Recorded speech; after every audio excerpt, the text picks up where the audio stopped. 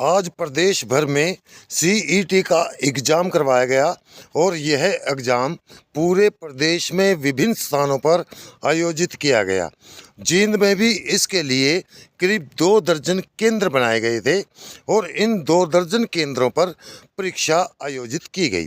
इस दौरान सड़कों पर सीईटी के बाहर से आने वाले वाहनों की लंबी कतार देखी गई और इस कारण सड़क पर जाम लगा रहा। हालांकि परीक्षा सुचारू रूप से चली और हर परीक्षा केंद्र पर कई बार डीसी, एसडीएम, डीएसपी, एसपी और अन्य अधिकारियों की टीमें जांच करती हुई नजर आई। लेकिन यहां जींद में मोतीलाल नेहरू स्कूल के सामने एक बड़ा हजूम छात्रों का नजर आया और यह वे छात्र थे जो आज सुबह की पाली में परीक्षा देकर बाहर आए थे, लेकिन इनकी बायोमेट्रिक नहीं हो पाई थी। बताते हैं कि करीब यहाँ 200 से 250 बच्चों की बायोमेट्रिक नहीं हुई और उसके बाद वह कुछ उनमें से अधिकांश छात्र घर भी चले गए, लेकिन उनकी बायोमेट्रिक नहीं हो पाई। इस मामले में जब एडीसी से बात की गई तो एडीसी विवेक आर्य ने कहा कि उन्होंने हरियाणा स्टाफ सिलेक्शन कमीशन के अध्यक्ष से बात की है और इस समस्या का समाधान निकाल लिया जाएगा। इसके लिए जिस एजेंसी को बायोमेट्रिक का ठेका दिया गया था उसकी मशीनें कुछ खराब हो गई थी, जिस वजह से यह बायोमेट्रिक नहीं हो पाई।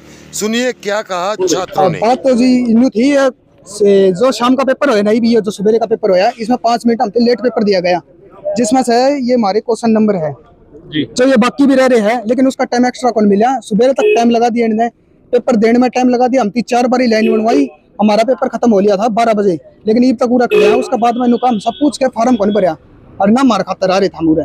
अगर जब मेरा सरकारी तनख्वाह थी तो मुरा आता भी कौन पेपर देने। क्या नाम है? ललित। तकरीबन कितने छात्र हैं? तकरीबन 200-250 सुबह थे, अब 150 की बायोमेट्रिक नहीं हुई। 200-250 बच्चे इधर आए थे सुबह पेपर देने के लिए। सुबह एंट्री के टाइम भी एंट्री लेट करवाई गई और इधर पार्क में बिठाए रखे और बायोमेट्रिक की मशीन इनकी बिल्कुल खराब है। जिसको इन्होंने टेंडर दे रखा है उनकी मशीन नहीं चल रही थी बिल्कुल भी। सुपरिटेंडेंट जो प्रधानाचार्य है वो बोल रहे हैं हमारी जिम्मेवारी नहीं है, हमारी जिम्मेवारी है पेपर कंडक्ट करना। और जो पुलिस वाले हैं वो बोल रहे हैं हमारी जिम्मेवारी नहीं है, हमारी जिम्मेवारी है लॉ एंड ऑर्डर को मेंटेन रखना। लेकिन अभी लास्ट में जब हमारा पेपर भी ले लिया गया और ये बोले कि पेपर के बाद में आपकी बायोमेट्रिक करवा देंगे, उसके बाद में भी 1.5-2 घंटा हमसे सभी से वेट करवाया और बाद में लाइन में लगा दिया। एक ही मशीन इनकी चल रही थी बिल्कुल मुश्किल से, और बाद में बाहर निकाल के पुलिस वाले खुद जब दूसरी शिफ्ट के बच्चे आ गए तो सबको बाहर निकाल दिया, धक्के मार के बोला तुम बाहर चलो, तुम्हारी बायोमेट्रिक बाद में होगी। तकरीबन कितने छात्र हैं? कम से कम 150 बच्चों की बायोमेट्रिक इस सेंटर पे रहेगी। कुछ बच्चे और उनको गलत गाइड करके घर पे भेजा गया कि घर पे आपकी बायोमेट्रिक होगी, ऊपर एडीसी के आदेश है और आपकी बायोमेट्रिक घर पे होगी। क्या नाम आपका? कहाँ से? मेरा अमित कुमार नाम है और मैं हिसार डिस्ट्रिक्ट से बिलोंग करता हूँ। हम सुबह पेपर देने आए, सुबह की शिफ्ट के बच्चे हमने पेपर दे रखा है, ये प्रूफ है। पेपर दे रखा है, अटेंडेंस नहीं लगी और हम पेपर दे के बाहर भी आ चुके हैं, लेकिन हमारी अटेंडेंस नहीं हुई।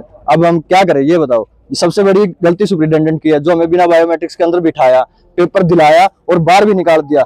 अब हम ये कह दे पेपर लीक हो रहा है, क्योंकि मेरे पास तो प्रूफ ही नहीं, अंदर वाला कोई साइन कर रखे है मैंने नहीं कर रखे, मैं तो कह दूंगा पेपर लीक हुआ है। इसका जिम्मेवार कौन है? ये है समस्या। हिसार से आया, सब हिसार से ही है, इतनी दूर से आया। सुबह 6:30 बजे आके बैठे हैं, धूप में खड़ा किया, बाहर लाइन 4 बार लगवाई।